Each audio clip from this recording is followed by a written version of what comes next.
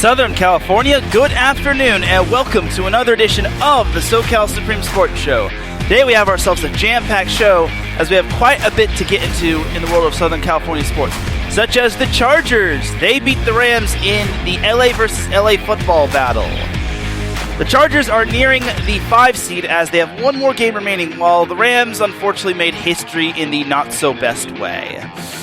Poor Rams. It's almost over, Rams fans, as they have one more game remaining. And how about UCLA men's hoops, narrowly escaping against USC? How did UCLA pull off that victory? Who are the heroes? And what just went wrong for the Trojans? Also, the Clippers are in a little bit of a slide as they have lost the past 4 games. Should we be concerned? Also, the California Gatorade Football Player of the Year has been named. Who has been named that honor, and is this person repeating as the Player of the Year? All that and more here on the SoCal Supreme Sports Show. This is Teran Rodriguez bringing you another edition of the SoCal Supreme Sports Show here on IE Sports Radio, your direct feed for all that is sports.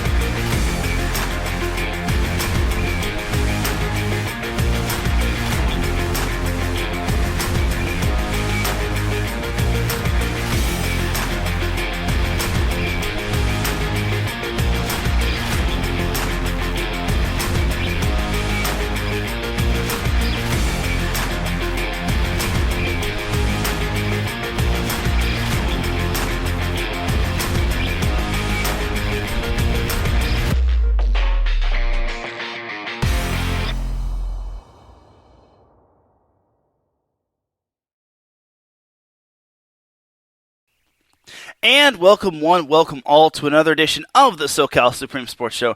Thank you all for joining me on this beautiful Friday afternoon, Friday morning, Friday evening, Friday wherever you are listening from. Either way, you have made your way into episode 118 of the SoCal Supreme Sports Show. Without any further delay, let us begin. But first and foremost, the SoCal Supreme Sports Show would not be where it's at without IE Sports Radio providing the platform. You can follow IE Sports Radio on Twitter, Instagram, and on TikTok at IE Sports Radio. And if you still have Facebook, you can follow them on Facebook by typing in the word IE, then Sports, then Radio in the search bar. They also have a website, www.iesportsradio.com, and when you go there at the top, you'll see a Patreon link there, which starts at $5 a month once you click it. This will get you a shout from all of our shows, including this one, and higher tiers include IE Sports Radio merchandise, access to IESRU, the podcasting university of IE Sports Radio, and even a chance to be featured on a segment of our flagship show, The Defining Moment with Larry B. Because for the past 8 years and counting, IE Sports Radio has been bringing you amazing content ranging from interviewing legendary athletes, coaches, and other authorized media personnel to building tailor-made shows dedicated to all major sports cities around the country. All the while, we've been continuing to be by the fans and for the fans. So with your help, we are ready to take that next biggest step. Thank you to everyone for all of your support and for making IE Sports Radio your direct feed for all that sports. Shout out to our Patreon supporters, Bay Area Raised Apparel, Key to the Gate, Marcus Losgreat, and a donor that wishes to remain anonymous. All right, now let's get on into the SoCal sports action. So we have to start off with the Chargers versus the Rams, just because this was kind of a highly anticipated matchup. At least that was the case early in the season, but unfortunately the Rams took a turn for the worse. They got bit by the injury bug, and eventually this game got flexed out of primetime. This game was supposed to be on Sunday Night Football, which I totally understand the reasoning, but unfortunately the Rams just could not live up to its expectations after it won the Super Bowl. So for this game, this was just, the Rams were just playing for pride, while the Chargers were looking to inch closer and closer to solidifying the 5 seed. Just because if the Chargers get the 5 seed, then they have a much better chance of advancing through to the divisional round. Whereas if they get the 6 or 7 seed, they'd have to play the Bengals, Bills, or Chiefs, and and or Chiefs in the first round, which would not be a great matchup just because for me, I think the Chargers don't really match up well against the Bills. The Chiefs are a definite matchup problem, and the Bengals, I think, are the lesser of the evils just because Burrow has yet to beat the Chargers, but I just think the Chargers would have a much better time against the Titans or the Jaguars. But for this case, the Chargers are trying to look to lock up the 5 seed. So I didn't really get to see a whole lot of this game. I only got to really see like the second half just because I was on my way back from Palmdale after spending New Year's Eve over there with my stepdad and other friends. So early on in the game, the Rams struck first as they made a field goal, but then the Chargers took charge as they managed to notch a couple touchdowns, courtesy of Austin Eckler, especially when Austin Eckler had the longest touchdown of, I want to say, of this season, if not of his career, as it was a 72-yard rushing touchdown. And that rushing touchdown right there gave the Chargers a 14-3 lead. But the Rams were able to strike back as Malcolm Brown, I totally forgot that he was still with the Rams, is that he managed to score a touchdown on the ground, which that pulled the Rams to within 4. And fortunately for the Chargers, they got a late field goal as they went up 17-10 at halftime. As I was listening to this game in the car on our way back, but I saw the Chargers were putting together a decent game. Like, the Rams are obviously depleted in terms of its star power with no Matthew Stafford, no Aaron Donald, no Cooper Kupp, no Allen Robinson. And I give them a lot of credit. They kept it close in the first half, but they were not going to beat that Chargers defense, especially since they saw the return of Joey Bosa. And don't get me wrong, I thought Baker Mayfield held his own for the most part in that first half. Obviously, it wasn't the game of his life, but it certainly wasn't as good as the game against Denver. But I really think Baker Mayfield could have a role with the Rams in the future. I mean, he's still young. It's just that the Rams have to make that decision of whether to keep him or whether to just let him run in free agency. So the second half wasn't explosive, but the Chargers did shut out the Rams in the second half, as the Rams didn't really get a whole lot going, and the Rams just couldn't get out of their own way. They even fumbled when they got into Chargers territory, and eventually Justin Herbert made him pay with some passing touchdowns. One was to Gerald Everett, which, believe it or not, that touchdown actually marked the first time since Week 5. Was it Week 5? Yeah, Week 5, when the Chargers scored a touchdown in the third quarter. It had been over 10 weeks since we last saw the Chargers score a third quarter touchdown. It was a breath of fresh air, just to say the least. But it was really sickening, if you ask me, considering the Chargers just went that long of a period without a third quarter touchdown. But Justin Herbert found Gerald Everett for the score, and I want to say it was like the fourth quarter, if not late in the third quarter, Justin Herbert found Donald Parham for the score. Now, Donald Parham has not been healthy throughout a majority of this season, and I'm glad he was able to catch that touchdown. Unfortunately, we didn't get to see a touchdown from Keenan Allen or Mike Williams, but I'll get to what Mike Williams did in a little bit. But Donald Parham caught a touchdown pass, and suddenly the Chargers were up 31-10, and that was pretty much that. The fourth quarter didn't feature anything explosive, and Brandon Staley did the wise thing by taking out Justin Herbert and all of his starters, as Chase Daniel pretty much finished the game. Yeah, that's how bad the Rams were. It was so bad for the Rams that the Chargers got to play Chase Daniel. Chase Daniel.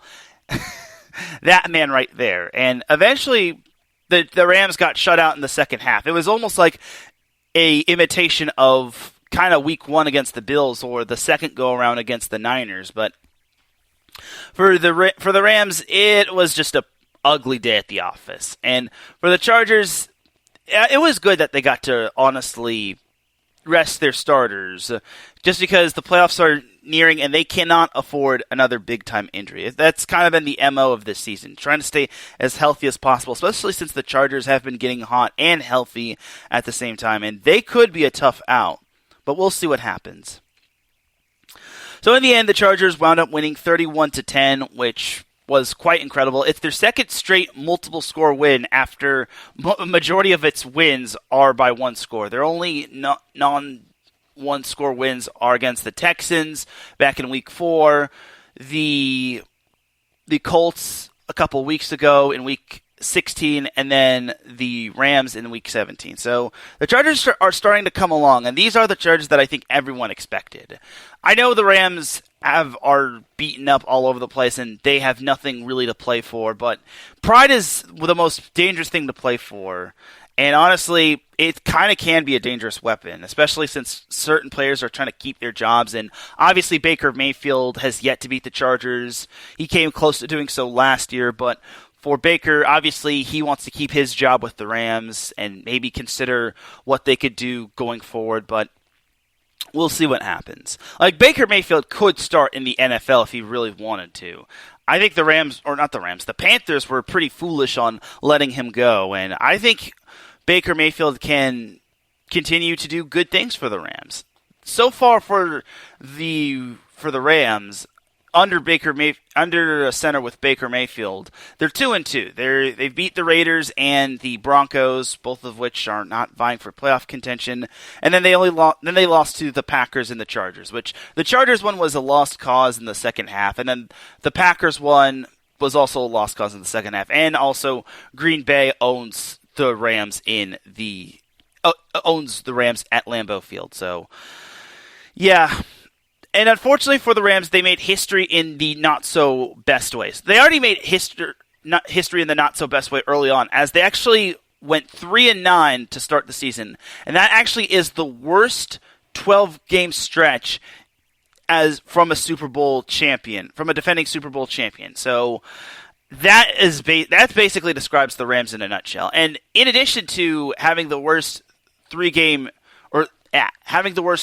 start from a defending Super Bowl champion, they also are now they now hold the title for worst Super Bowl defending champion, as they have the most losses by any Super Bowl defending champion. So unfortunately for the Rams, it was that type of season, and yeah, they said F those picks. Well, the picks kind of F'd back.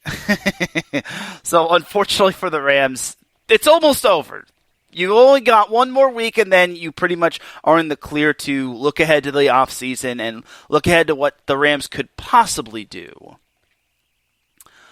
So the Rams and the Chargers have one more week. They both played in Week 18. The Rams head down to the Emerald City to take on Seattle at Lumen Field, while the Chargers head to the Rocky Mountains to take on the Denver Broncos at Mile High Stadium. So I'll just briefly go over or preview the Seahawks and Rams game. So the Seahawks have a lot to play for, while the Rams are looking to play spoiler and end the season off with a bang. Also, they're trying to screw the Lions in terms of their draft pick.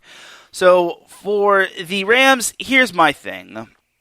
As we welcome Mike Pat in the chat room, he says, have a great show, Teran. Thank you, Mike. So here's my thing for the Rams. I really think they actually can beat the Seahawks. Now, you're probably thinking, well, why do you say that? Well, the first time around when the Rams and the Seahawks played, the Rams only lost by 3, and they didn't even have Matthew Stafford. They just rolled with John Wolford, which I thought was pretty painful, if you ask me. And I think Bryce Perkins took over. But overall, for the Rams, I definitely give them a decent shot. Yes, they're going to have a lot less targets and a lot less options offensively, as Cam Akers has pretty much been the catalyst, along with Baker Mayfield and Tyler Higbee, who is now the Rams' all-time tight end. He's the Rams' all-time receiving yards leader in terms of tight ends for the Rams. So that's also a big honor right there. He accomplished that feat back in Week 16 when they played the Broncos, but I digress on that. So Tyler Higbee and Cam Akers and Tutu Atwell and a few other receivers that I don't even know that I don't even know the name of. It's basically going to be an uphill climb. But here's the thing for the Seahawks. Their run defense is not good.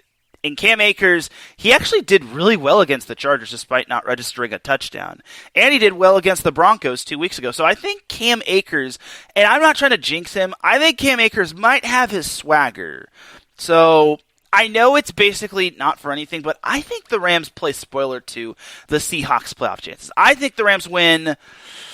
What's a decent score for this game? I'll say 24-21. I got the Rams winning 24-21. It's going to be an ugly game. Baker Mayfield, I think, will ball out, and I think Geno Smith, the buck stops there with Geno Smith. Regardless of what happens, I don't think the Seahawks get into the playoffs. Because here's the scenario for the Seahawks. If they win and the Packers lose, the Seahawks are in. If the Packers win, then the Seahawks are out. And if the Seahawks lose, then they're out altogether. But if the Seahawks lose and the Packers lose, then the Lions get in. I know all three of those teams that I just mentioned aren't SoCal teams, but the Rams are looking to play spoiler. And once again, they're also looking to ruin the draft capital of the Lions' first-round pick that they traded over in the Matthew Stafford trade. But I think the Rams win 24-21. It's a bold prediction, but I really think they do have a good shot. The Seahawks defense is not that good, and Geno Smith, I think, has come crashing down to earth, and Kenneth Walker can only carry the team so far. I don't think he'll go off like Austin Eckler did, but I really think that Kenneth Walker is going to be their only form of true offense. I mean, obviously they have DK Metcalf and Tyler Lockett and a few others, but I don't know if Geno Smith can really get to those players that easily. And also, Jalen Ramsey was kind of another bright spot in that Rams-Chargers game. He actually forced a fumble against Justin Herbert, and it's good to see Jalen Ramsey is starting to be a little bit more active. And honestly, Jalen Ramsey, I think, still has it in him. Yes, I have been hearing rumors saying that Ramsey could be thinking of playing elsewhere, but honestly, I don't think he would leave just because the Rams had a bunch of injuries and boo-boos, and all because they didn't win this. They didn't really have the season that they wanted. But I think it all depends on what Jalen Ramsey wants or the front office wants or anything of that sort wants. So I still think the Rams can get the job done even without Aaron Donald or Matthew Stafford or Cooper Kupp. Funny thing is that the Lions fans are all in the Rams' mentions, and they're all saying, you got to beat the Seahawks. It's like, well, why did you not beat the Seahawks? Back, I think it was in week 6 or week 7, I'm not sure. But why did you all not beat the Seahawks? Because of that loss, you all can't. I think it was week 6. Either way, you all didn't beat the Seahawks, and now you are begging for the Rams to have your help. So, yeah, we'll see what happens when it comes to the Rams and Seahawks. But the Rams are just playing for pride at this point, and playing for pride can be the most dangerous thing. But I really think that the Rams can get the job done against the Seahawks. Knowing the Seahawks, I think they fall short, kind of like how they did in 2018 when they played. Who did they play? I think it was the Cardinals. Yeah, it was the Cardinals, and they wound up missing out on the playoffs. Or was it 2017? Either way, you get what I'm saying. So that's that for the Rams. So the Chargers, their scenario is a little bit different in Week 18. They play the Denver Broncos. Now, here's the deal. Before their game, the Chargers are all going to be keeping their eyes on the Bengals-Ravens game. And for Bengals-Ravens, if the Ravens beat the Bengals, then the Chargers have to beat the Broncos in order to lock up the 5 seed. If for some reason the Ravens lose to the Bengals, which I think is possible, especially without Lamar Jackson, then the Chargers lock up the 5 seed no matter what happens. And there is a confirmation from Brandon Staley, head coach, that the Chargers will rest their starters if the Bengals beat the Ravens. But if the Ravens beat the Bengals, then the Chargers will play all their starters.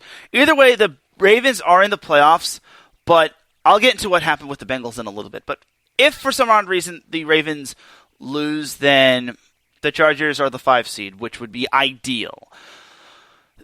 And then also the Jaguars versus the Titans play tomorrow, and that determines who wins the AFC South. And depending on if the Titans win, the Jaguars can still clinch a spot in the playoffs as a wild card team if they get help from the Browns, the Bills, and the Jets beating their certain opponents. But over to the Chargers. So I can't really properly predict this one just because if the Bengals do beat the Ravens, then the Chargers are the 5 seed, and then they could just rest their starters, and then that game won't mean anything. While the Broncos can obviously just play all their starters and go all out. Meanwhile, if the Ravens do win, then the Chargers have to, hence the word have to, play all their starters, and they basically have to win. Otherwise, they'll be the 6th seed, and they'll probably play Cincinnati or Buffalo in the first round. Heaven forbid that happens. But for the Chargers, I can't really predict this one. I mean, I'll make 2 separate predictions. So we'll start off with the game. We'll go down the route of the Chargers have to play their starters, and they have to win against Denver. If that happens, I have the Chargers winning 24-16. I think that's a respectable score just because the last time the Chargers and the Broncos played, the Chargers held the Broncos to 16 points. It was a big little lull where the Broncos were in that limbo where they couldn't score 16 points to save their lives. I mean, last week they did put up 24 against the Chiefs. I think they put up 20 plus against the Chiefs both times, and they did. And then they put up, and then I think they put up 20 against the Raiders back in week number 4. Yeah, week number 4. And then that's pretty much that in terms of the Broncos and how they've pretty much scored. But I don't know. I think that sounds about as respectable as it is. I do have the Chargers winning if the Chargers have to play their starters. If the Chargers play their starters, then they're winning with that. If the Chargers somehow Chargers somehow find out that the Ravens lost to the Bengals, or if and when the Ravens lose to the Bengals, then the Chargers would have to sit their starters. In the event that the Chargers have to sit their starters just because they don't want to see any more injuries before the postseason, I would have the Broncos winning 24-14. I mean, that is probably as meaningless. That game is probably as meaningless as it is, and if anything, the Chargers would probably play their starters for like 1 quarter at most, at maximum. Then they would just call off the dogs and then just go with their second or third stringers. Just because the Chargers, they can't afford too many injuries going into this week and going into the postseason because they are getting really healthy. And there are some people that are saying, hey, the Chargers could actually pose a threat, or they could be a tough out, which I definitely think that is possible. I definitely think the Chargers can get a win, at least in the divisional or the wild card round. The divisional round could be another story, but it is what it is. We'll see what happens, but I just have 2 separate scores for the Chargers. If they play their starters, I have them winning 24-16. If they don't play their starters, I have the Broncos winning 24-14. Something else to keep note of is that the Chargers always struggle at Mile High Stadium. I don't know what it is. They are 5-15 in their last 15 games at Mile High Stadium, and this includes one playoff game that I remember too fondly, as I do remember the Chargers were the last team to make the playoffs. They were the 6th seed. They upset the 3 seed Bengals, which I use the term upset loosely just because the Bengals had Andy Dalton. And then the Chargers lost to the Broncos in the divisional round. I think it was like 21-13. Like, I just remember that the Chargers fell behind early. Their offense couldn't flow because the Broncos had such a really good defense. And then eventually the Broncos just ultimately finished them. And now I remember that was when Philip Rivers had his bolo tie. The infamous bolo tie. But that's all the way back in 2013. Right now, I just have 2 separate scores for the Chargers. I'm not going to say they're going to win or they're going to lose convincingly, just because if the Ravens lose, then they don't need to play their starters. They'll have the 5 seed locked up. Whereas if the Chargers see the Ravens winning, then they have to play their starters against the Broncos. So that's why I put 2 different scores for that game, just because I don't want to mispredict or lead somebody on a not-so-fond trail. As we welcome Larry B in the chat room, he says, SoCal. Yes, SoCal indeed. But overall, that is that for the Chargers right there. Before I move on from the NFL, I do have to send my well wishes to Damar Hamlin. Now, I know this is not Southern California, but Damar Hamlin went into cardiac arrest on Monday, which was unfortunate. He plays for the Buffalo Bills, and I do wish him the best going forward. And unfortunately, I gotta give credit to the Bills' doctors and their medical staff as they performed CPR on Damar Hamlin, brought him back to life, and then eventually Hamlin went to the hospital. And on Monday, the Bengals-Bills game, which was supposed to be played, eventually got canceled and wasn't going to be resumed. And eventually that saw the Bengals and Bills just have a no contest in that game, just because the circumstances were just too much for for both teams. Just because that's such an emotional impact. Like, you can't really train for that sort of thing. You can't practice that sort of thing. Seeing your teammate go into cardiac arrest and unfortunately just not being able to continue. So I do send my well wishes to Damar Hamlin, and this goes to another situation for the Bengals. The Bengals have locked up the AFC North, whereas if the Bengals were to somehow lose to the Bills, then the AFC North between the Ravens and the Bengals were to basically come down to that, and I probably would have bet that would have been on Sunday Night Football.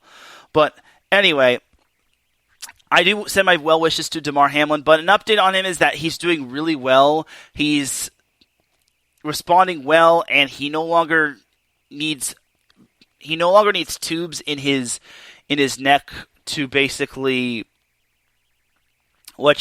breathe. He's breathing on his own.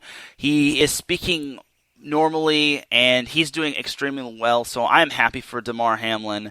And yesterday, he communicated via writing that who won the game between the Bengals and the Bills, and the doctor said, "You won. You won the game of life." And I'm so happy that Damar Hamlin is back up and running. I know that has nothing to do with SoCal, but I do want to send my well wishes to Damar Hamlin as well as his family and whatnot. So I'm glad Damar Hamlin is doing better, but that was just something that happened on Monday when I was doing Set Point, but I digress. All right, so that is that for the NFL portion of the show. So we got to jump on over to some NCAA football. And my goodness, every SoCal team has lost their bowl game. San Diego State lost to Middle Tennessee by 2. UCLA lost to Pitt by 2, despite Pitt not having Keaton Slovis. And USC lost to those gutty little Green Waves 46-45 on Monday, which, man, that was a big gut punch. So I don't know where to start with both of those teams, with UCLA and USC. I guess I'll start with UCLA just because that was the one that happened sooner. But this was the Tony the Tiger Sun Bowl, and for the Bruins, this was a game that they didn't really have too much dominance over. As Larry B says, USC versus UCLA was a great game. Yes, I'll be getting into the men's basketball game a little bit later, but for right now, UCLA Pitt in college football happened over on last Friday, which I didn't do my show last Friday just because I was out of town, but I digress.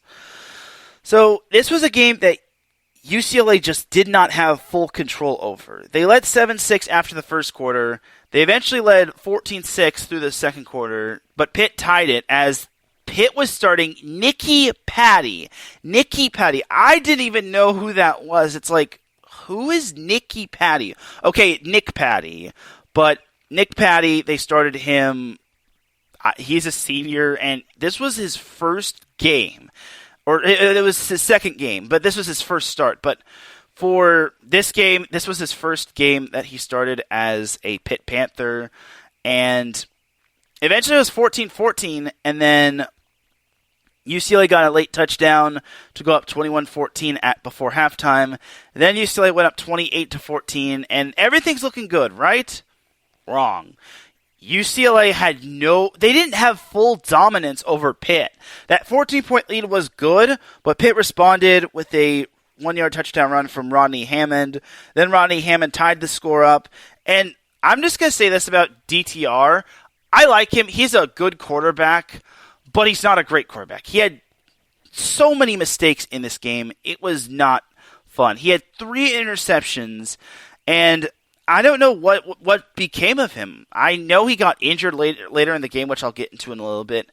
But Pitt took the lead at 31-28 after a field goal. And I think after that field goal, that was when DTR was on the sideline and he was on the medical bike.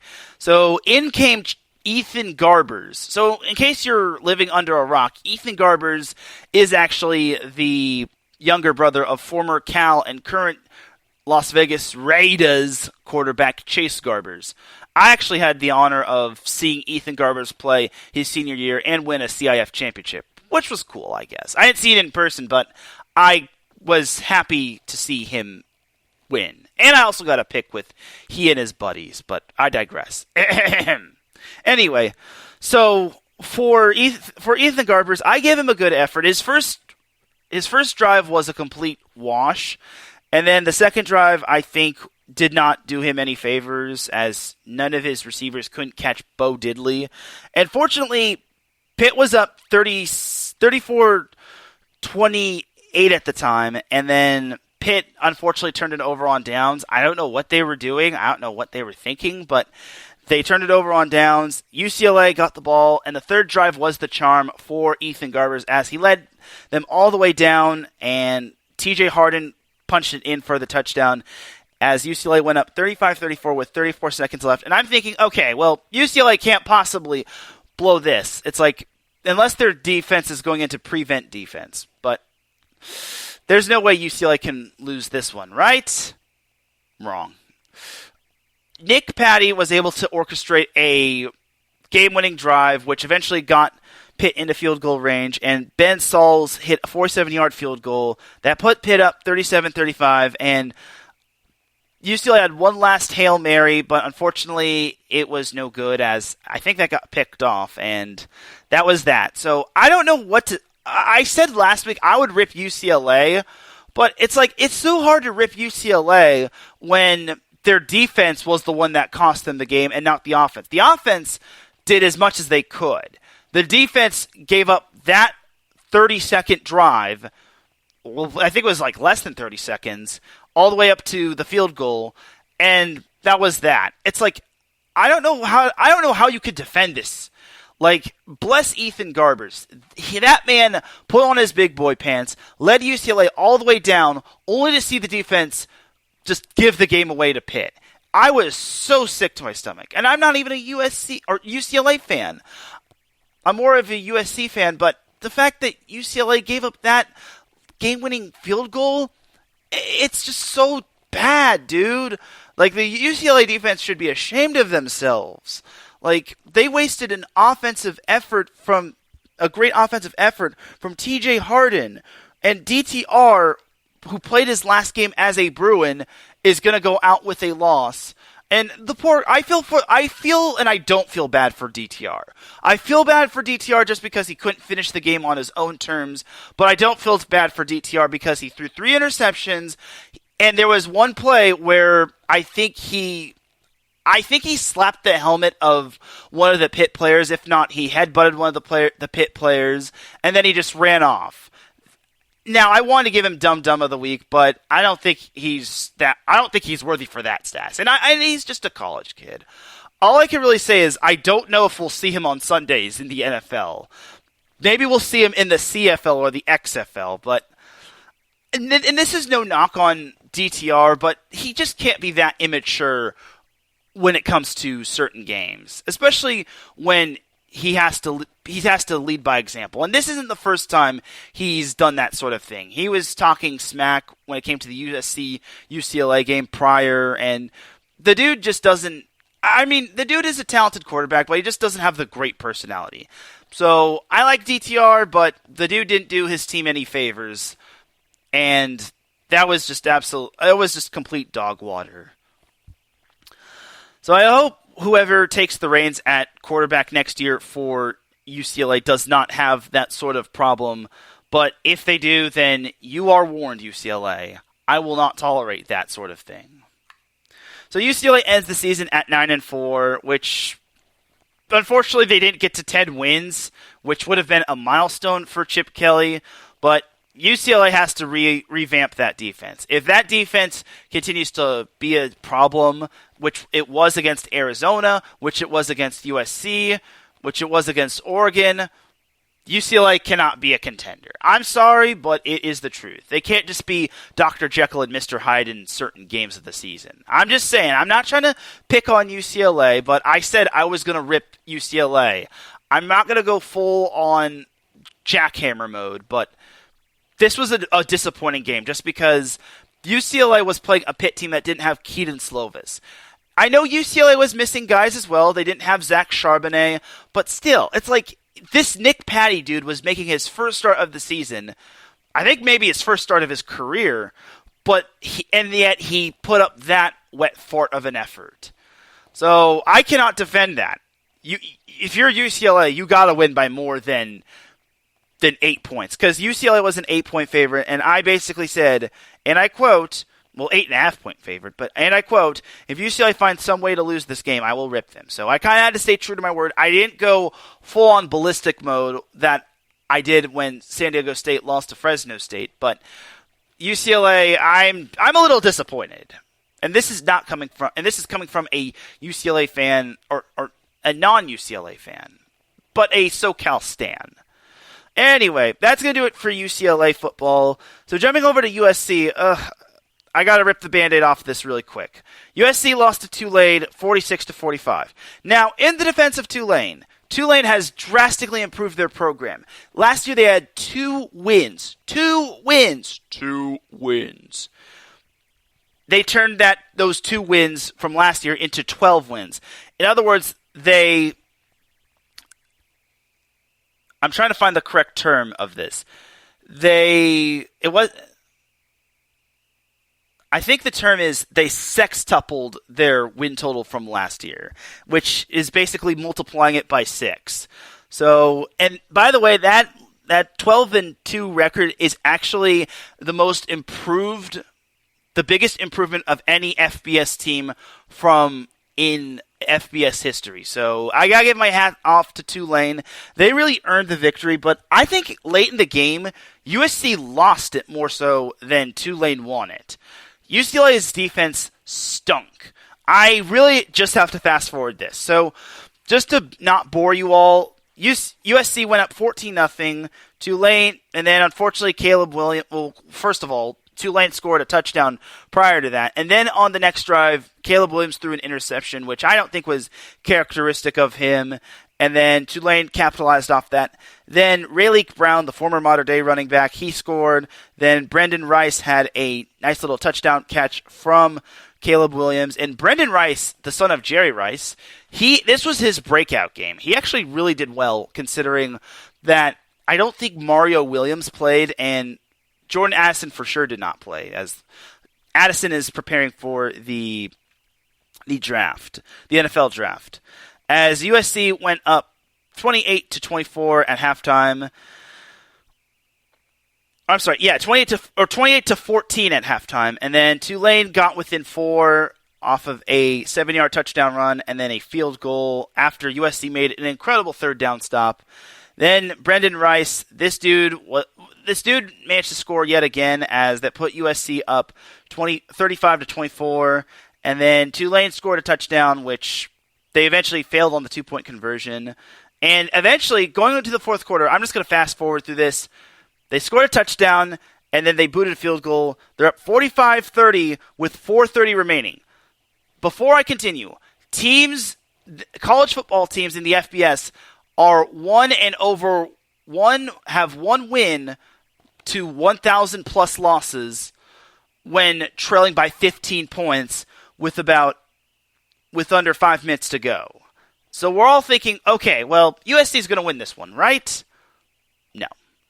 So Tulane managed to get a touchdown, a 4-yard touchdown run, because USC's defense sucks. I guess that's their way of honoring the Chargers from earlier in the year, but I digress. So for USC, all they just need to do is they need to basically run out the clock, or they basically have to play smart. If they don't play smart, then they're screwed. But on the next drive, so I have no idea what happened here, but on the kickoff return, Mario Williams did play. He actually caught the ball at the 1-yard line. He fumbled it, and he went down at the 1-yard line. Let me say that again. Mario Williams caught the kickoff return, but he fumbled it at the 1-yard line, and he went down on it. Okay, that right there is concerning. Why don't you just let it go into the end zone? Unless it was a short kick. I understand. That's understandable if it was a short kick or if it was a bouncer. But if it's like soaring sky high and you catch it at the 1, you fumble it, and then you go down at the 1, it's like, why? Take the touchback.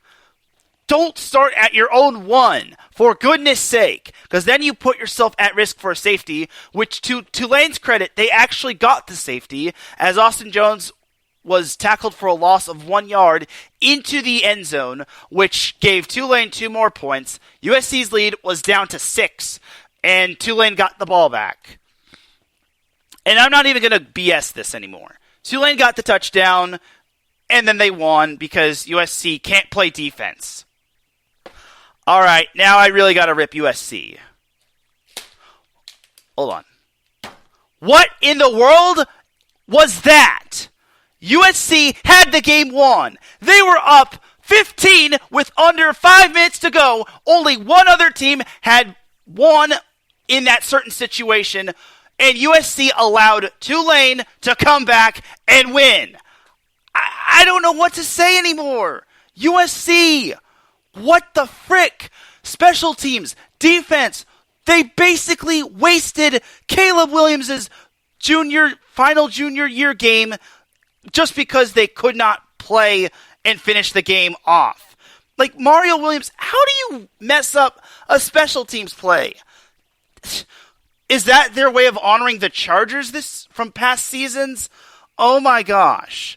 Caleb Williams had 5 touchdowns, which was a Cotton Bowl record, and he threw for 462 yards, only to see his defense and special teams basically piss it away. I do not approve of that one bit. I am ashamed of USC. I am sick to my stomach. In addition, they wasted a big game from Brendan Rice. He had 174 receiving yards. He had 2 touchdowns. He only had 6 catches. And USC wasted that effort just because their defense can't do anything. They're basically allowing 44 points a game, and they have a special teams blunder, which puts USC on their own 1, and then they get tackled in the end zone for a safety. It just doesn't make sense. USC can have all the offensive weapons in the world, but if their defense is giving up so many points like they did this year, like they did against Utah earlier in the year, like they did against Arizona State or Arizona and Cal and UCLA, this team doesn't deserve to be a college football playoff team. I'm sorry. All credit goes to Tulane, though. They literally stepped up and rose to the occasion. USC played like Swiss cheese on defense. They had full of holes every now and then. I don't approve of this one bit. I am sick to my stomach. And honestly, USC's got to get rid of Alex Grinch. They have to get rid of Alex Grinch ASAP. That defensive effort is poor. Absolutely poor. In a New Year's Day Bowl, or the day after New Year's Day Bowl, you can't have that sort of defense, especially against Tulane. Again, I give Tulane lots of credit just because their running back, Ty J. Spears, was just absolutely amazing. That dude was gashing USC's run defense like the Chiefs did with the Chargers or like Nick Chubb did with the Chargers. And then Michael Pratt obviously did his thing. He didn't cost him the game, but he didn't have the flashiest numbers, but he didn't cost them the game. Oh my gosh. It was just so bad, dude. Like, USC deserved to lose. They gave up 539 total yards of offense. And they only forced one turnover, and that was a fumble. I'm sorry, but it was just so bad, dude. And they gave up 305 rushing yards altogether. It's just so bad. The USC defense has to basically reestablish themselves. I'm sorry, but it's just sickening to me. But that's pretty much it when it comes to USC football. I mean, they had a great year. They finished 11-3, but I just don't understand how they lost this game. Their defense, normally when a team scores 45 points, that should be enough, right? Well, tell that to USC's defense, which wound up giving up 44, and then special teams decided to blunder, and eventually the offense gave up a safety, which was the worst case scenario. What could have gone wrong for USC did go wrong. And and that's totally predictable to run the ball with Austin Jones. At least maybe like RPO it with Caleb Williams just to give him some sort of breathing room, unless USC's offensive line was complete dog water. But either way, USC football just really disappointed me on Monday. It's like, how do you give up such a great game from Caleb Williams only just to see yourselves lose that game in the worst way possible? And again, Tulane deserves a lot of credit for their turnaround, but I think USC lost this game more so than Tulane won it. And that's no disrespect to Tulane. I think Tulane earned the win, but USC lost this one more so than Tulane won it. So that is that for all of college football. And like I said, every team from SoCal lost their bowl game this year. Great job, SDSU, UCLA, and USC. Freaking A, dude. All right, that's going to do it for college football. Let's jump on over to some college hoops. So for USC, UCLA, as Larry was allotting into the chat room, he said that was a great game. For UCLA, they actually jumped out to an 18-point lead. They led by 18 at halftime, and I'm just looking at this game. I'm like, well, UCLA is playing significantly, while USC is playing, well, let's not go into that. Well, then for some odd reason, USC was starting to whittle away at that lead, as UCLA just could not buy a bucket, and suddenly that 18-point lead went down to 14, then went down to 10, then went down to 8, then to 6, then to 4, then to 2, then back up to 4, then to only 3, then back to 2, then it was a tie game, and it was 56-56, and then USC scored a late bucket courtesy of Reese Dixon Walters, and suddenly USC had their biggest lead of the game, I think it was their first and only lead of the game, leading 58-56. And then UCLA has the ball. Jalen Clark shoots a three. He misses, but then the ball gets rebounded by UCLA. They kick it out to Jalen Clark, who is wide the frick open, because it was either guard Jalen Clark or guard Tiger Campbell, which they chose Jalen Clark, and he shot the three yet again as he was wide open, and that was good. I just don't understand. Like, you literally left him wide open. I feel USC was playing zone defense, and that is the reason why. I'm no coaching expert, but I think Andy Enfield kind of lost this game. And then USC turned the ball over. UCLA split its free throws, and then USC was down, 60-58, and they needed the 2 to tie or the 3 to win, and USC went for the tie, which I don't understand. You play to win the game, but USC missed the jump shot, and that was that for USC, as they wound up losing to UCLA 60-58. Now, the better team won, but as I replied to on the UCLA Twitter, or UCLA men's basketball Twitter, I said a win's a win, but you can't let a 18-point lead get wasted like that, especially when you're only shooting 34.5% from the field. The good thing for UCLA was that USC only made 3 3-pointers out of a possible 16, and they only went to the free throw line 6 times. They only made 5 free throws. So for UCLA, they were lucky USC was having an off night from the charity stripe. Well, they didn't even go to the charity stripe, but they're lucky they had an off night from downtown. Otherwise, and luckily for them, Jalen Clark was the hero. And if it weren't for Jalen Clark, Utah is the only team undefeated in Pac-12 play. But for USC, I would say good effort on coming back, but they can't be behind 18 points against the number 10 team in the nation and expect to win. It's just not a recipe for success. And USC fans y'all can basically troll me or tell me to shut up, but it's the truth. It's like you can't be behind 18.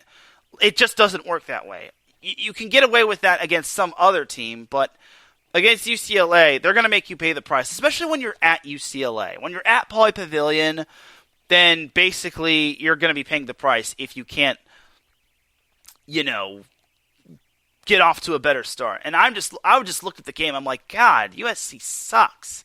There was a reason why they lost to Washington State last Sunday. It was last Saturday. They lost to Washington State last Saturday. Now, I do give Washington State the benefit of the doubt. They almost beat UCLA the 2 nights before, but USC just looked awful against Washington State. And they looked pretty good against Washington the same night Washington State nearly beat UCLA. But for USC, I'm starting to have my doubts for the Trojans. I mean, they're doing good, and they may make the NCAA tournament, but I don't know how deep this team can really go. They went from possibly being an on-the-bubble ranked team to not being so good, to losing a couple close games, to beating Auburn, to having a nice little 6-game winning streak before the winter break, to basically just belly flopping just because, well, they're USC. But I give credit to UCLA. They weathered the storm nicely. They didn't panic when they were behind 2 points. And Jalen Clark, he was a man on the mission. And that dude deserves a steak dinner. I even said that. I said, someone give Jalen Clark a steak dinner. Give him 2 steak dinners for all that matter. Like, that dude deserves a whole lot of credit. And, man, if Jalen Clark is not the hero that UCLA deserves, he's the hero that UCLA needs, just because he actually led the team in points with 15. Which is quite nice. So good on Jalen Clark, because their next leading scorer was Jaime Jaquez and David Singleton, who each had 12 points. And as a team, UCLA hit 9 threes, and like I said, they only shot 34.5%. USC hit 47% from the field, and they made only 3 threes, like I said, but it was just it's not the best night. USC had an off night when Reese Dixon-Walters came off the bench and led them with 16 points. And that basically spelled USC not having a great night offensively, just because Boogie Ellis led the starters with 10 points, and then Drew Peterson had 9 points, and then Kobe Johnson had 8 points. So I get it, USC had an off night, but they were lucky Reese Dixon-Walters was finding his swagger. Reese Dixon-Walters went perfect from the field, 7 for 7. And unfortunately, just like the football team, USC's defense pretty much pissed away a golden opportunity to shake up the Pac-12 and to basically register another big win. So even though USC lost, they are 3-2, which they're not too far back of UCLA/Utah/Arizona/Arizona State. But considering the Pac-12 is basically an anomaly at this point, you can't afford too many losses if you want to win the Pac-12. Meanwhile, UCLA is the hottest team in the Pac-12. They've won 11 in a row. Now, obviously, they got the biggest scare from Washington State and from UCLA, but It's gonna be. I think they're still doing good. I think they'll eventually figure things out by the time next Thursday rolls around, which UCLA heads back to Pauley Pavilion to play Utah, which I think that's gonna be a huge matchup. But before they play Utah actually has to play, if I'm not mistaken, Oregon, which should be a tricky matchup. But Oregon got rickrolled by Colorado last night, but if Utah does manage to beat Oregon on Saturday, then Utah and UCLA will both be going into this matchup undefeated in Pac-12 play, which I think is going to be incredible. So we'll see what happens with Utah and USC and UCLA. But for UCLA, they are the hottest team, and I hope they're able to continue their hot streak just because I think they're really proving that they are a top 10 team. And while they did have to go down to the wire with Washington State, which was a very ugly loss, or no, a very ugly win, they at least won. So good on UCLA, good on those gutty little Bruins. And for USC, it's back to the old drawing board for them. So no shame in losing, but again, you just can't be behind them by 18 points. And I don't care what any USC fan says. It's like if you're starting the game off by spotting the other team an 18-point lead, then you are basically in deep dog doo. So that is that for some college football. I also want to give a shout out to one of Cal State Fullerton's women's basketball players, as she had herself quite the milestone as Fujika Nimmo of Cal State Fullerton's women's basketball team. She actually surpassed 1,000 points, as that's actually quite amazing. It's 1,000 career points. So that's quite amazing for Fujika to do that. So congratulations to Fujika on that accomplishment, and I wish you nothing but the best going forward. So good job to Cal State Fullerton. Hats off to those Titans. Tusks up. So that is that. That's basically going to do it for college hoops. I would go into USD and San Diego State and California Baptist. Y'all thought I was going to say Cal Baptist, but I won't go too in depth on them. I will give you all the update on. Well, California Baptist beat its opponent last night by a significant chunk. But jumping over to the Big West Conference. So the Big West Conference has 3 undefeated teams: UCSB, UC Irvine, and Hawaii in conference play. The Gauchos are 11-2. UC Irvine is 9-5, which they narrowly escaped against UC Davis, and then they're just looking to improve themselves.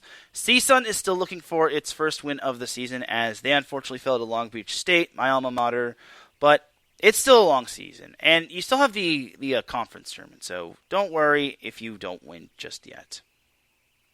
In conference play, California Baptist, or CBU, defeated Utah Tech 72-58 last night. As CBU, that's actually their first win of the Western Athletic Conference, or the WAC. So, oof, CBU, oof. So, I'm not trying to be a jerk face or anything, but yeah, big oof right there. And the only Southern California team to come out on top in the West Coast Conference was LMU, as they beat BYU 64-59. San Diego lost a heartbreaker to Pacific. I think it was 84-82. And then Pepperdine, unfortunately, could not pull out the win last night as well. As LMU is so close yet so far from St. Mary's and Gonzaga. But LMU defeating BYU was actually the first loss for the Cougars. So good job to the Lions for pulling out that win. Pepperdine still has yet to pull out its first conference win, as they lost to Santa Clara yesterday, 89-79. So it's been a little bit of a rough year for the Waves in men's basketball, but their time will come. It'll come. And that is pretty much that, as we still have San Diego State remaining, as San Diego State, if I recall correctly, their conference has no longer has any more undefeated teams, just because New Mexico State lost on Monday, which now there are no more teams that are undefeated. Yay! Except not really yay, but I digress. For San Diego State, they're still having a decent season. I wouldn't say their season is a complete wash, but they're eventually going to have to step it up come now that it's conference play. I think San Diego State has that potential. It's just that they can't afford to play like Doug do. But hey, at least they beat UC Irvine. I'm sorry to UC Irvine fans for having to bring that up, but it is what it is. Like, UC Irvine's still doing good, and I gotta give a shout to Russell Turner. I met him a couple weeks ago. I don't know if I told you all this, but I met him and his son at his former player's jersey retirement at Los Alamitos High School, which he seemed like a good enough guy until he decided to make fun of USC when he says, "I love it when USC goes down in defeat." And I'm like, whoa!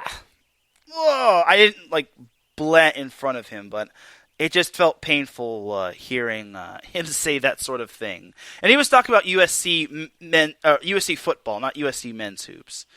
Anyway, so for San Diego State, they are undefeated in Mountain West Conference play. They're 11-3, which is quite nice. Unfortunately, their most recent loss was to St. Mary's, but they are the second hottest team in the conference, right behind Nevada, which is the only team that's 3-0 in the conference.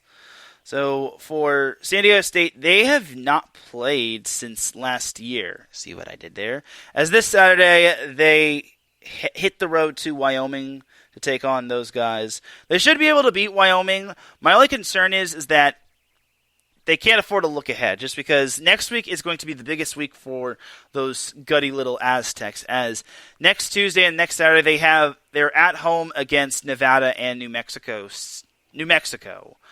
So, and New Mexico just suffered its first loss. So for San Diego State, this is going to be the biggest week of their season next week. I know it's cliche to say that just because everyone and their moms that's a head coach says that's the biggest game or the biggest week of the season, but this is a big week just because New Mexico is currently ranked, which they're not going to be after they lost to Fresno State, and then Nevada is the top of the food chain in terms of the Mountain West Conference. So we'll see what happens with the Aztecs and Nevada, as well as the Aztecs and New Mexico. I wish it was nationally televised. My goodness, why can't they nationally televise Nevada, San Diego State? At least put on FS1. Good gracious. But that's going to do it for the college basketball portion of the show. We're going to take ourselves a quick little breaky break. When we come back, we'll have some NBA discussion, and then we'll also have the Dum Dum of the Week, and we'll also have a new segment that I'll be dropping as well. So you're listening to the SoCal Supreme Sports Show here on iSports Radio, your direct feed for all that sports. We'll be right back after this. Some say that Indiana is just a flyover state. Flatlands and cornfields, barns and country roads. What if I told you Indiana is the crossroads of America? What if I told you in all other states basketball is just basketball? In Indiana, basketball is life. Crowded high school basketball gyms on a Friday night, and every barn with a basketball rim and a frayed, worn-out net. If you're interested in the heartbeat of America, and if you're interested in sports, if you have Hoosier running through your veins, the Crossroads Pod with Aaron X is made for you. Powered by IE Sports Radio, your direct feed for all that is sports. Each and every week, the Crossroad Pod covers all of Indiana sports. The pride of the horseshoe of the Indianapolis Colts. The blue-collar, bold swagger of the Indiana Pacers. The relentless pursuit of the sixth banner for the Indiana Hoosiers. The swing of the hammer of the Purdue Boilermakers. The swoop of the Cardinals of Ball State. The summoning of the echoes of the Notre Dame Fighting Irish. The growl of the Bulldogs of Butler. The intensity of an Indiana fever. The chop of the Indianapolis Indians. At the Crossroads Pod, if it is Indiana, we've got you covered. More than cornfields. More than country back roads. The Crossroads of America. Join me, Aaron X, Every week, it's nothing but net.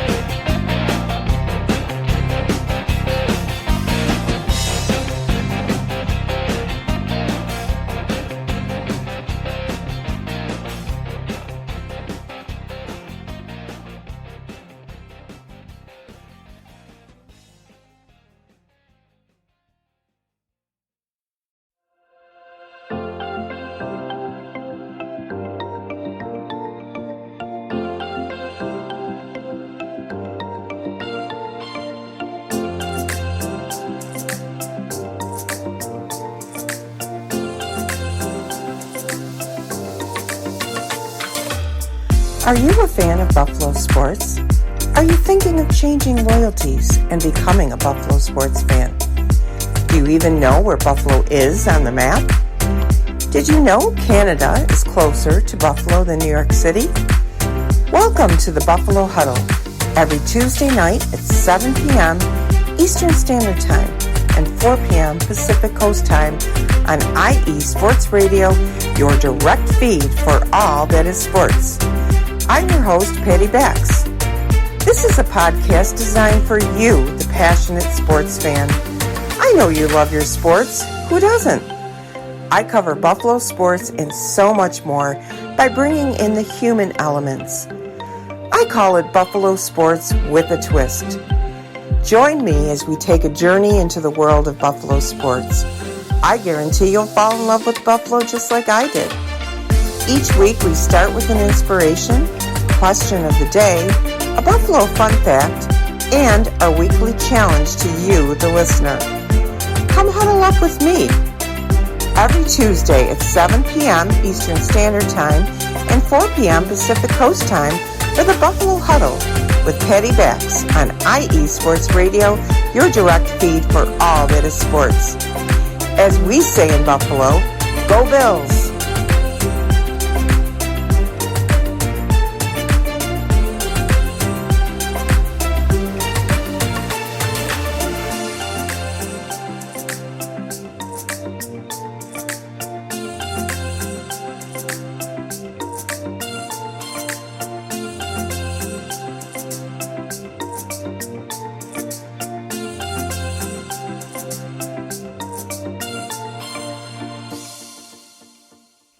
Back with segment number 2 of the SoCal Supreme Sports Show here on IE Sports Radio, your direct feed for all that sports. Definitely check out all of our amazing shows, such as the Crossroads Pod with Aaron X. That goes live every Saturday at 8 a.m. Pacific Time, 11 a.m. Eastern Time. Also check out the Buffalo Huddle with Patty Bax every Tuesday at 4 p.m. Pacific Time, 7 p.m. Eastern.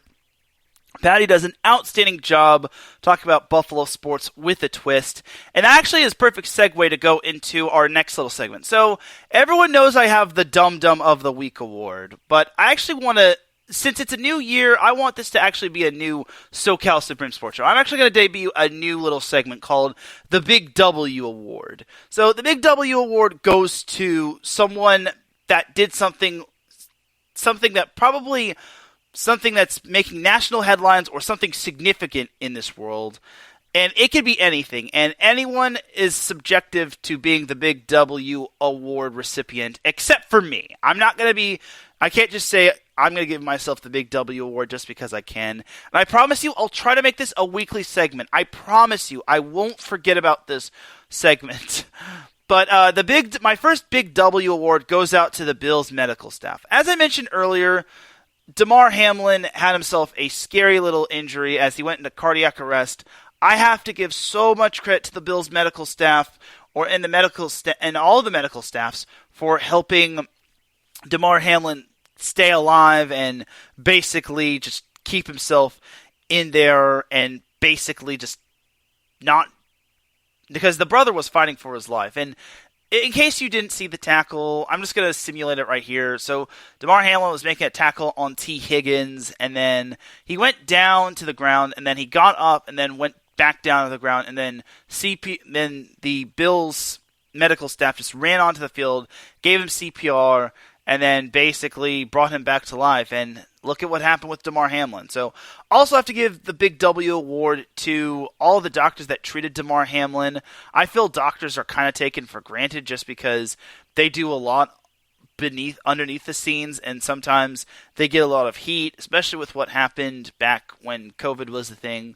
But overall, for the doctors that did amazing work for Damar Hamlin, you will all get the Big W award. And then I also have to give the Big W award to everyone at ESPN, whether it was Joe Buck, Troy Aikman, Lisa Salters, Ryan Clark, Booger McFarland, everyone at ESPN that had to basically report on this news.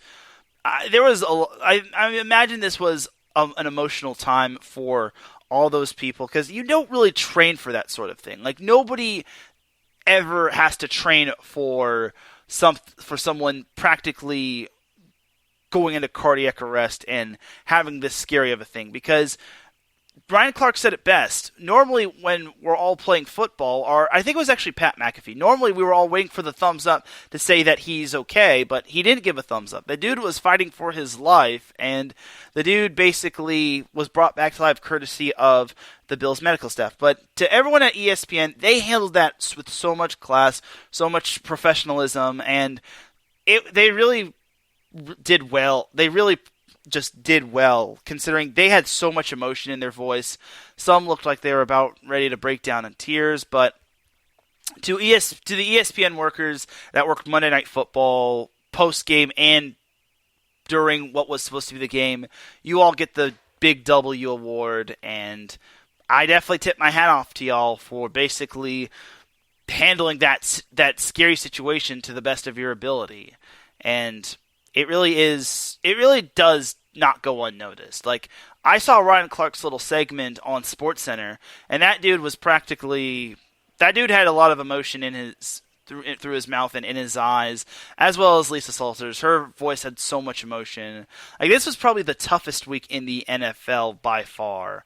Obviously with Damar Hamlin, and then we lost a few other guys as well. I think Pat McNally passed away at age 97, and Uche, I forget his last name, but he is the former Jacksonville Jaguars offensive lineman. He also passed away at age 38.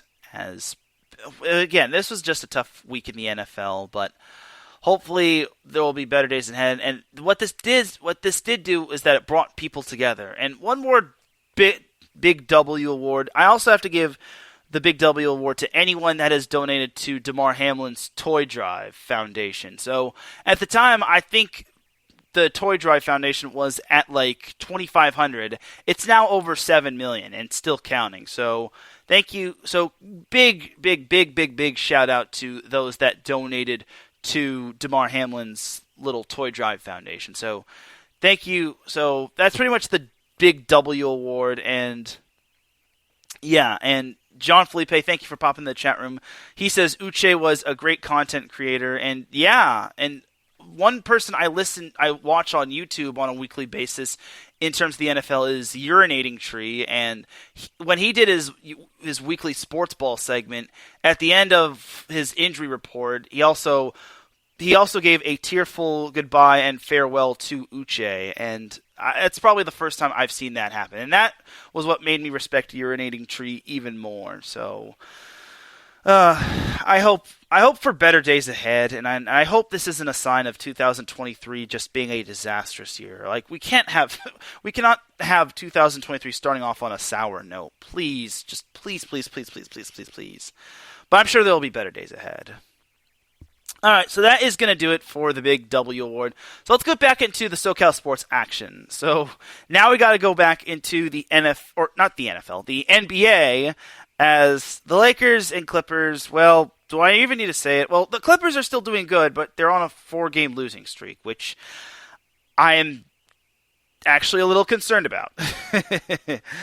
And we all know how bad the Lakers are doing. We don't need to get into that. But for the Clippers, they lost to the Denver Nuggets 122-91.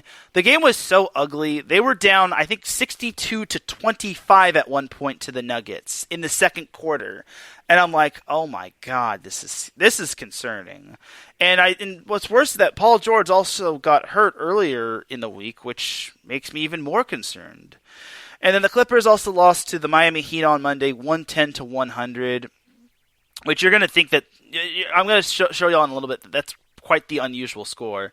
And then last Saturday, the Clippers closed out 2022 with a loss against the Pacers. And then last Thursday, the Clippers lost to the Celtics 116-110. So it's been a rough go for the Clippers, but they still have better days ahead, as tonight they play the Minnesota Timberwolves at 6 p.m.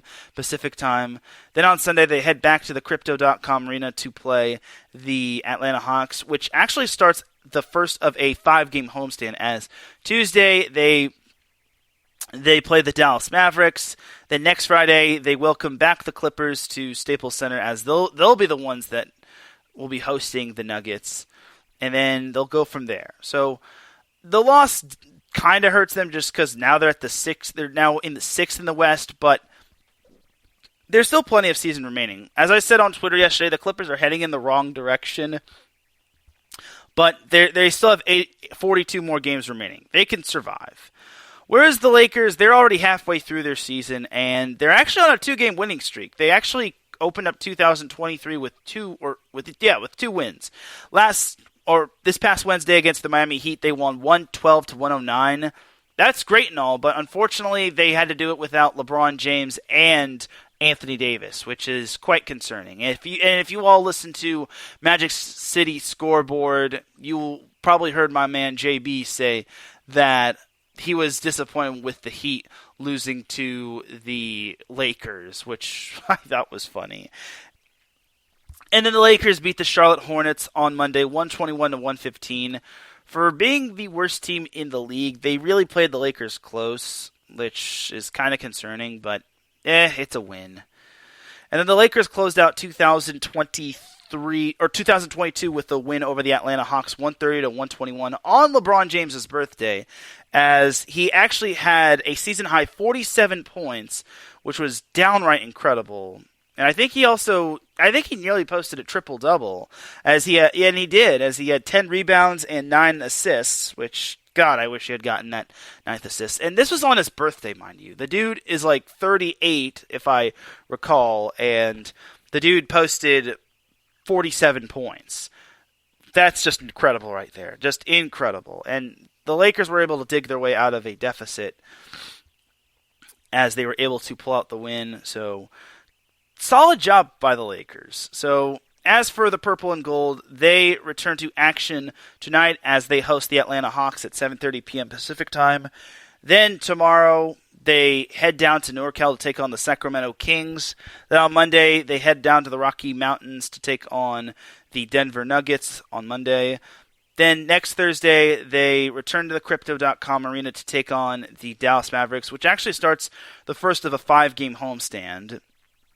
And then they'll go from there. So the Lakers are still pretty bad. They're 17-21, which it's still pretty bad if you ask me. Like it'll take a miracle for them to make the play-in game, let alone the playoffs. But there's still some hope for the Lakers.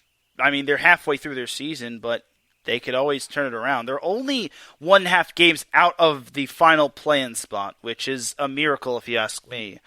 But again, that's due to them winning 3 in a row, which I'm surprised they beat the Miami Heat, just because, well, the Heat aren't really that great, but the Hawks are still in contention for a play-in spot. And basically, the Hornets are obviously the Hornets, but it is what it is. But that is pretty much that for the Lakers and Clippers, and it was great to see. It's only a matter of time before LeBron passes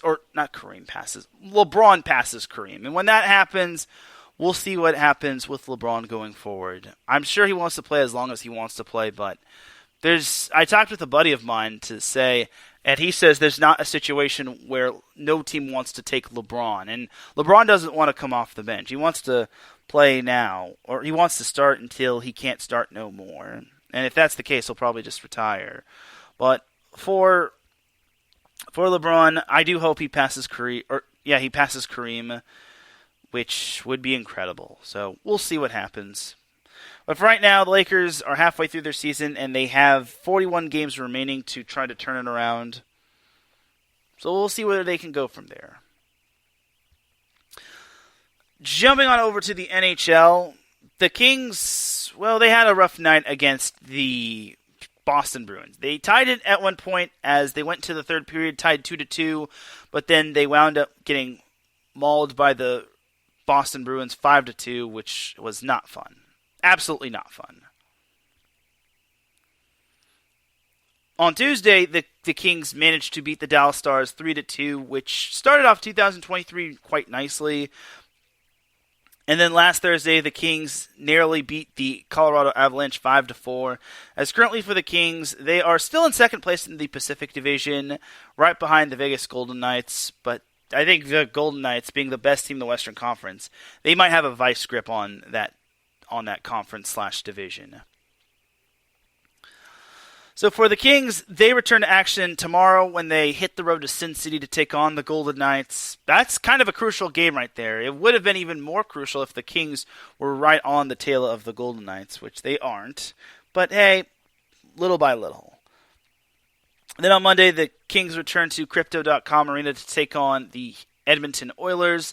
Then on Wednesday, they will remain at home to take on the San Jose Sharks. Then next Saturday, they will host the New Jersey Devils. Their next road game won't be until Saturday, the 21st of January, when they head down to Music City to take on the Nashville Predators. So that's pretty much that for the Kings. Now I got to get on into the Duckies, which it gets more painful to talk about by the day. And hey, at least they're not last in the Western Conference. And also, they're no longer the second worst team in the NHL. They're now the third worst team in the NHL, as Columbus kind of took that honor from them, as they lost to the Washington Capitals yesterday. But over to the Ducks. The Ducks, surprisingly on Wednesday, they beat the Dallas Stars 2-0. I say surprisingly quite loosely, just because Dallas is pretty darn good. There are only a handful of teams that have 50 or more points, and Dallas is one out of those 9 teams, which is nice and all. But on Monday, the Ducks kind of did not do any of us any favors, as they lost to the Philadelphia Flyers 4-1. I don't even know. I'm not even going to say any more on that. They lost to the Flyers. And then on Friday, the Ducks lost to the Nashville Predators 6-1. Or last Friday, they lost to the Nashville Predators 6-1, which was expected. So the Ducks return to action tonight at the Honda Center to take on the San Jose Sharks. Then on Sunday, the Ducks host the Boston Bruins. Wednesday, the Ducks host the Edmonton Oilers. And then Friday, the Ducks play the New Jersey Devils. Next Friday will end the Ducks' long home game stand, as on Monday, the 16th, the Ducks will head down to the Yinzer City to take on the Pittsburgh Penguins, which will actually begin a 6-game road trip. So that's that for the Ducks. There's nothing really special to talk about the Ducks. They're still the worst team in the division. They're the second worst team in the conference, and they're the third worst team in the league. And honestly, the only good thing about them is Trevor Zegras. That dude is amazing, but I can't really say anything more positive about the Ducks. I'm sorry. But that's going to do it for the NHL. So I actually have one more little segment we got to get into before Dum Dum of the Week, and that is actually high school football. So just a little while ago, or early in the morning, I did find out who was named the California Gatorade Football Player of the Year, and that honor belonged to, drumroll please, that honor, your 2022, 2023 Gatorade Player of the Year is Malachi Nelson of Los Alamitos. So for those that know who Malachi Nelson is, I actually covered him in his high school career a few times, and he is going to USC, which is awesome sauce. As Malachi, this is actually the second straight Gatorade Football Player of the Year that he won. So congratulations to Malachi Nelson. I'm excited to see what he can do at Los Alamitos, or not at Los Alamitos, at USC next year. And he had a heralded career at Los Alamitos. He took the Griffins to the semifinals, where they unfortunately fell to the juggernaut Mater Dei. But before that round, Los Alamitos led the Griffins to a win over the Long Beach Poly Jackrabbits, which is also another juggernaut. So good job to Malachi Nelson, and congratulations on a great high school career, and I wish you the best going forward. You're going to look good in Cardinal and Gold, though. You really will. All right, so that's going to do it for that little quick segment. So now we've got the Dum Dum of the Week award. So the Dum Dum of the Week award goes out to someone or any sort of organization that does something dumb. And no one is safe from this award. And I actually came across so many bad things or dumb things that I have so many Dum Dum of the Week awards to give out. But I can only limit it to a few. So this one actually just came up while I was on my break. So I actually found out that Joey Bosa had food poisoning. The same Joey Bosa that that came back from his hamstring surgery and who came back from core surgery, and then he said that his girlfriend isn't cooking food for him ever again. So I can imagine Joey Bosa got food poisoning from his girlfriend after she made him a meal. I'm not going to really give Joey Bosa's girlfriend the Dum Dum of the Week, but I just think that's pretty funny. But the first mini Dum Dum of the Week, and I'll give this guy the mini Dum Dum of the Week, and that just happens to goes to Kayvon Thibodeau of the New York Giants. So for Kayvon Thibodeau, long story short, okay, so the New York Giants demolished the Indianapolis Colts, almost as bad as the Chargers did, if not worse. And Kayvon Thibodeau, the rookie edge rusher of the New York Giants, he got a sack on Nick Foles, and Nick Foles was lying down on the ground. But something that Thibodeau did, which I kind of think was a little disrespectful, was he made snow angels right by Nick Foles. And, okay, there's a reason why he didn't get the main Dum Dum of the Week award. It's because the dude was literally, he didn't know where Nick Foles was, and it's a rookie mistake. He obviously was celebrating the sack, but he's lucky he didn't get a 15-yard penalty. But if he did it away from Nick Foles, it would have been okay, but he did it right by Nick Foles, and Nick Foles had suffered a rib injury, and everyone gave Kayvon Thibodeau a lot of harsh criticism. And something else I have to know, and these guys also get the mini Dum Dum of the Week, is that why didn't the Indianapolis Colts tell Kayvon Thibodeau to basically stop doing that, or to basically just step off, or don't do that? Like, it got to the point where one of the Giants players basically was praising Thibodeau on the sack, and he basically had to pull him away. So to the Colts offensive linemen that didn't even help out their quarterback or defend their quarterback after Thibodeau was celebrating, and to Thibodeau, you guys are the mini Dum Dums of the Week. I can't really give it to all to Thibodeau just because it's a rookie mistake, but Foles' offensive line has to basically defend him in this situation. You can't let Nick Foles die like that, and you can't let Nick Foles get dunked on like that. And then I guess another mini Dum Dum of the Week award that I have to give out is, okay, so on YouTube, I randomly got this poll which asked this question: what planet is closest to the sun? Earth, Mercury, Mars, or Uranus? I being the the person that I do remember correctly in science class, that Mercury is closest to the sun. But only 27% voted on Mercury. 66% of people voted that Earth was the planet closest to the sun. I'm sorry, but it's like, what? This had to have been a joke. It's like, to the 66% of you that think that the Earth is closest to the sun. Oh my God. I can't. I cannot. I can't believe people think that Earth is closest to the sun. I'm surprised 3% actually think Uranus is closest to the sun. That must be a joke, though, if you're voting Uranus or Mars, because they only got like 5 and 3% respectively.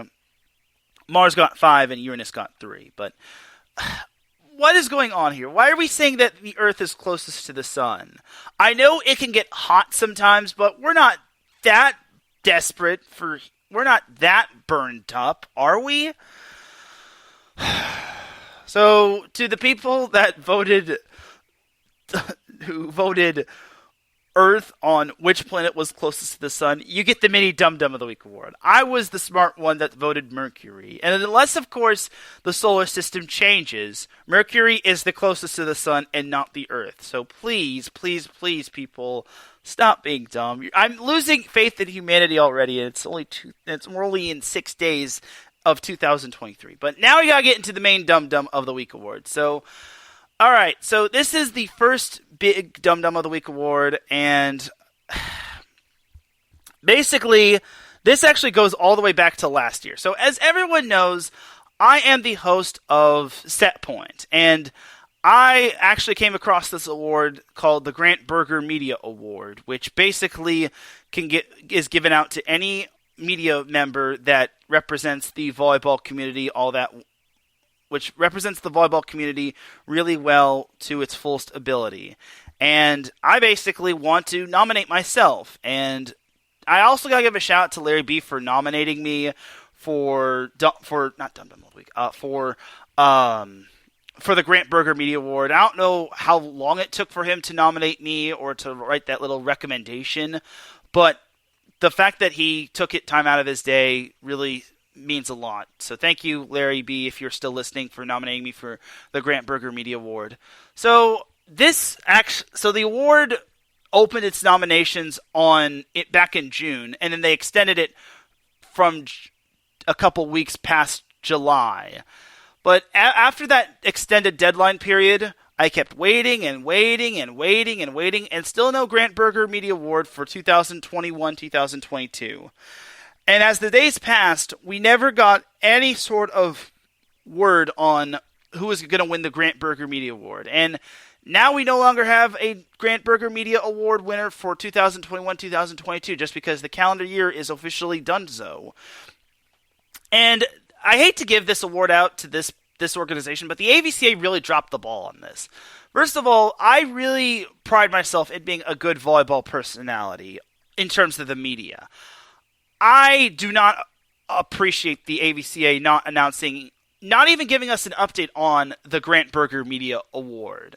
Like, if we had at least gotten some sort of, like, update on who the award winner was, or if there was some sort of shout-out, or if there was any sort of, like, update on the award, then I would totally understand. And if they had just made a statement saying, we're not going to announce a Grant Berger Media Award winner, then that would have been fine. But we heard no sort of update on who won the Grant Berger Media Award, and now it's too late. We're now in 2023, and now 2021-2022 is officially invalid. But for the AVCA, who basically dropped the ball on the Grant Berger Media Award, I am disappointed just because I really pride myself in being a member of the media, volleyball media, and for making Larry B I wouldn't say waste his time, but forcing Larry B to take time out of his day to answer questions, to basically recommend me, to basically nominate me, and to not award a Grant Berger Media Award winner, even though it's an annual award, is quite disappointing. So, to the AVCA, I hate to give this award out to you, but you're the first Dum Dum of the Week award recipient of 2023. You are so dumb. You are really dumb. For real.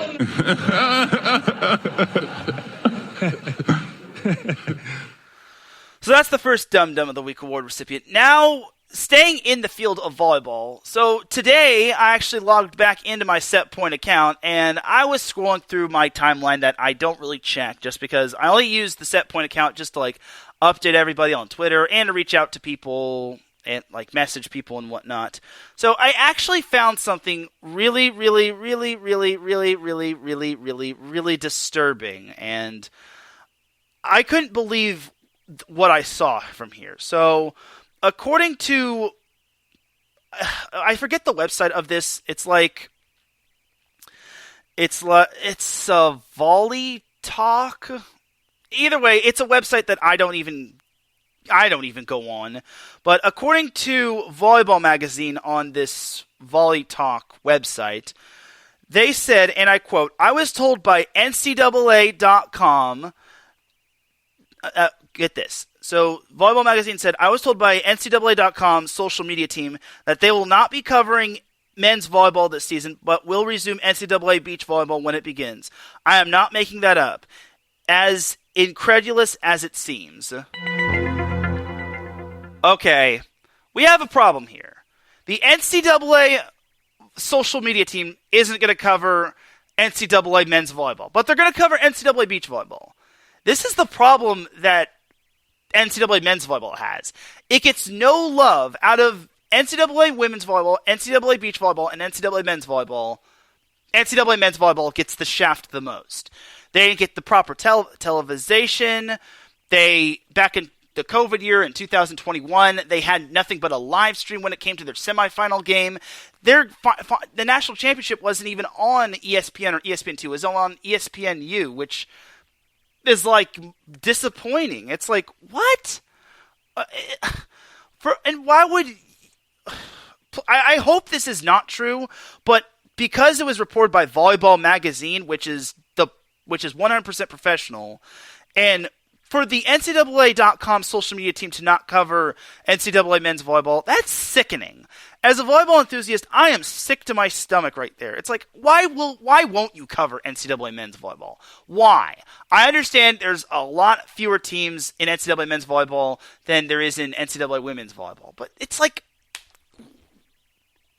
what happened to gender equality? What happened to growing the game of volleyball? And it's gotten to the point where every volleyball personality is using the hashtag NCAA's best kept secret. Now, I don't want to use that just because I don't want to basically stir the pot. I'm just going to use hashtag NCAA men's volleyball. And it's actually hashtag NCAA's best kept secret. But for the NCAA social media team to not cover NCAA men's volleyball, I am, number one, disappointed, number two, frustrated, and number three, wondering why the frick NCAA men's volleyball gets no love between it and beach volleyball. I just don't get it. And as a result, NCAA.com social media team, because you are not covering NCAA men's volleyball, you are this week's Dum Dum of the Week award recipient numero dos. You are so dumb. You are really dumb. For real.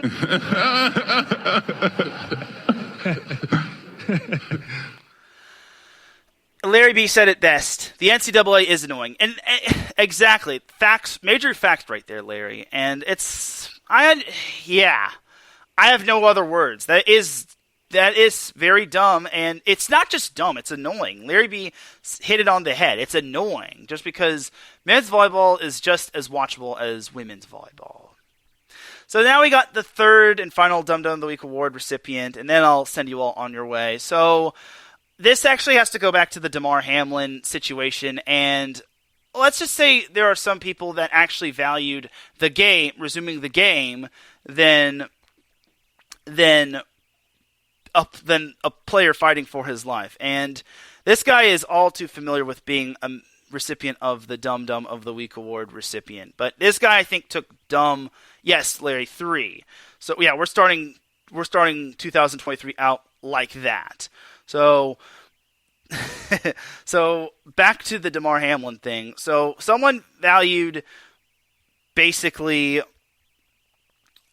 the game, the current game, the Bills-Bengals game, than Damar Hamlin fighting for his life.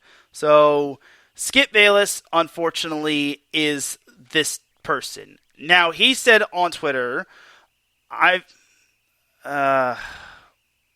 I'm trying to find the tweet right here. It says, no doubt the NFL is considering postponing the rest of this game. But how?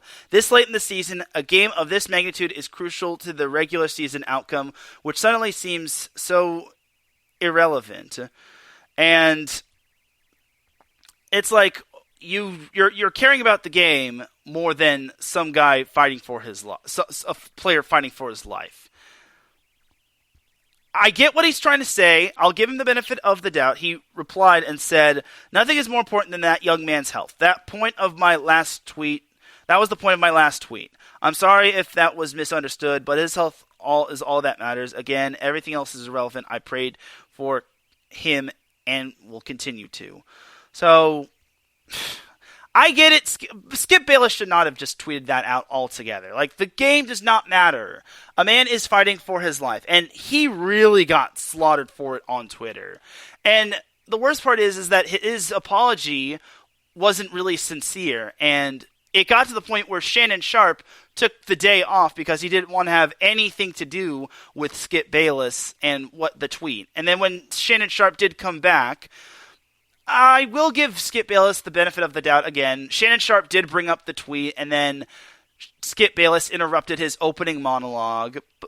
But still, like, the dude interrupted Shannon Sharpe, and Shannon Sharpe was not having it. And again, in Skip Bayless's defense, Shannon Sharpe brought up the tweet, but then, unfortunately, Skip Bayless interrupted Shannon Sharpe and basically made Shannon Sharpe a hothead. So Shannon Sharpe does get a minuscule of the Dum Dum of the Week, just a minuscule, but Skip Bayless gets the full-on Dum Dum of the Week for basically what he tweeted out on Twitter when he could have just left that in the DMs. So, or I'm sorry, not in the DMs, the draft. So Skip Bayless, it wouldn't be Dum Dum of the Week if this guy doesn't get Dum Dum of the Week. And he's already up for Dum Dum of the Year. So for Skip Bayless, you better watch your back in terms of what you say on Twitter. Otherwise, you're going to be getting more of these. You are so dumb. You are really dumb. For real.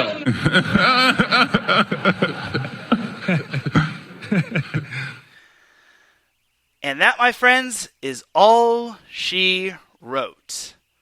By the way, this is the reason why I don't watch Undisputed anymore. I don't watch Undisputed unless my brother is around. But even so, I wouldn't even bother with that bologna sausage. But that is going to do it for this week's episode of the SoCal Supreme Sports Show. Let's get on out of here, because I got to get me some lunch, and we've got another show coming up later on in the day. Ya dig? Thank you, everyone, for tuning in to the SoCal Supreme Sports Show. I really do appreciate everybody tuning in. If you listen live, I appreciate you. If you listen on the playback, I appreciate you. If you listen at work, I appreciate you. If you listen at any time, any place, anywhere, I really do appreciate you. Thank you to Larry B. He says, great show, Teran. I appreciate you for tuning in, buddy. And I appreciate you for nominating me for the Grant Berger Media Award. I'm sorry that we didn't get a result on if I had won or not, but I really do appreciate you taking time out of your day for nominating me. Also, shout out to John Felipe, Arthur Parsons, and Mike Pat for popping in as well. I appreciate the support. For everyone here at IE Sports Radio, this is Teran Rodriguez signing off. I promise y'all, this year is going to be different. I won't try to skip SoCal Supreme Sports Show all that much this year. Unless I can't do SoCal Supreme Sports Show, I will do my best to try to be on for the full year. Until then, have a great rest of the week. Have a great weekend. Enjoy the weekend. Enjoy the SoCal sports action. I will see you all Monday for Set Point with a special guest. So have yourself a great weekend. Be safe. Don't be dumb. Because I couldn't really keep up with the dumb dumps of the week and all the dumb things that happened. But be safe. Be well. Keep trucking. Continue to pray for DeMar Hamlin. And I'll see you Monday for Set Point. Have a great weekend, and remember, SoCal is for SoCal. Peace!